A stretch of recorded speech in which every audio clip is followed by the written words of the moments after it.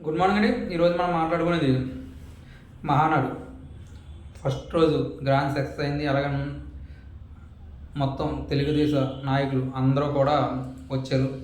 అలాగే వాళ్ళ స్పీచ్ ఇచ్చారు. అలాగే తెలంగాణ నుంచి నర్సారెడ్డి కానీ, జోష్ణ గారు కానీ, ఇలాంటి వాళ్ళు అంతా వెళ్ళారు. నరసింహులు గారు కానీ అందరూ వెళ్ళారు.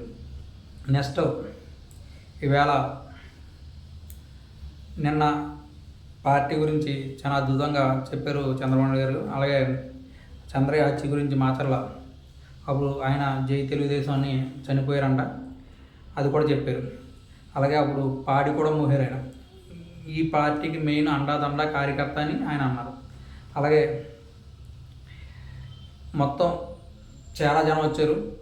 అంటే లాస్ట్ రోజు తర్వాత 5 లక్షలు అంటున్నారు కానీ అంతమంది రారనుకున్నాం. ఎందుకంటే ఒంగోలులోనే అద్భుతమైన సభ జరిగింది లాస్ట్ టైము. అప్పుడు అయితే 7 లక్షల దాకా వచ్చారని అంచనా. కానీ ఇప్పుడు అంతమంది వస్తారు లేదా వేచి చూడాలి. ఇప్పుడు ఏంటంటే ఫస్ట్ కూడా కడపలో పెట్టారు మహానాడు. జగన్ గారు ఇలాకాలో కడపలో పెట్టారు. ఇప్పుడు నారా లోకేష్ గారు మెయిన్ హీరోలు అని నిన్న స్పీచ్లో అర్థమైపోయింది. ఎందుకంటే ఆయన కొన్ని అంశాలు చెప్పారు. ఏంటంటే తెలుగుదేశం కార్యకర్త అండ అదొకటి. నెక్స్ట్ ఏమో యువగలం, యువతకి లోన్స్ గురించి కానీ, వాటి గురించి కానీ, ఉద్యోగాల గురించి కానీ ఇవన్నీ కూడా చెప్పారు. నెక్స్ట్ స్త్రీ శక్తి, అలాగే ఉచిత మహిళలకు ఆగస్టు 15 నుంచి బస్సులని ఇవన్నీ చెప్పారు. అలాగే పేదలకు సేవలు, వాట్సాప్ సేవలు కానీ ఇలాంటివన్నీ కూడా ఉన్నాయి కదా, అదే ఆ విషయం కానీ, అన్నదాతకి అండగా, అన్నదాతకి సంవత్సరం 20,000 గురించి కూడా ఆయన మాట్లాడారు. అలాగే కార్యకర్త సేవల గురించి కానీ, కార్యకర్త మొత్తం ఎంత కష్టపడ్డాడో ఈ 2024 అన్నిటి గురించి కూడా చాలా క్లియర్గా మొదటి రోజు అయితే చెప్పారు.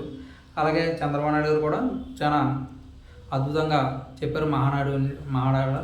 అలాగే నెక్స్ట్ ఏం చెయ్యాలి, మనం ఎలా వెళ్ళాలి అన్నది చాలా క్లియర్గా చెప్పారు. కార్యకర్తలు బలమని, అలాగే కార్యకర్తకి అండగా ఉంటామని, అలాగే చంద్రయాచి కేసు గురించి కానీ ఇవన్నీ కూడా మెయిన్ అంశాలు మాత్రం మాట్లాడారు. అంటే మహానాడు సక్సెస్ అయినట్టే. ఎందుకంటే ఫస్ట్ డే అద్భుతంగా జనం వచ్చారు. ఇంకా కొన్ని ఛానల్లో చెప్తారు కానీ ఎంతమంది జనం వచ్చారు థర్డ్ డే చూడాలి ఎంతమంది వస్తారో. ఫస్ట్ డే వస్తారు లేకపోతే లేదు, కానీ పర్లేదు బాగానే వచ్చారు. సెకండ్ డే ఈరోజు ఎంతమంది వస్తారో చూడాలి. అలాగే థర్డ్ డే వాళ్ళు చెప్పడం 5 lakhs అని చెప్తున్నారు. ఇంకా పెరుగుతారో తగ్గుతారో అని చూడాలి.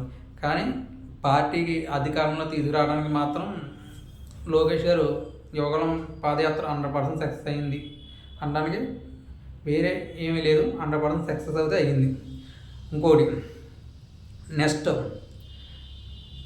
పార్టీకి నెక్స్ట్ ఎవరు అనేది కూడా చాలా క్లియర్గా చెప్తున్నారు. లోకేష్ గారు నెక్స్ట్ అని చాలా క్లియర్గా చెప్తున్నారు. ఎందుకంటే ఇప్పుడు అధికార ప్రతినిధిగా ఉన్నారు లోకేష్ గారు. నెక్స్ట్ ఆయనే చేతుల్లోకి పార్టీ వద్దని కార్యకర్తలు భావిస్తున్నారు, అలాగే ఎమ్మెల్యేలు భావిస్తున్నారు, అలాగే పొలిటికల్ సభ్యులు భావిస్తున్నారు. అందరూ కూడా అది చాలా క్లియర్గా నేను చెప్పారు.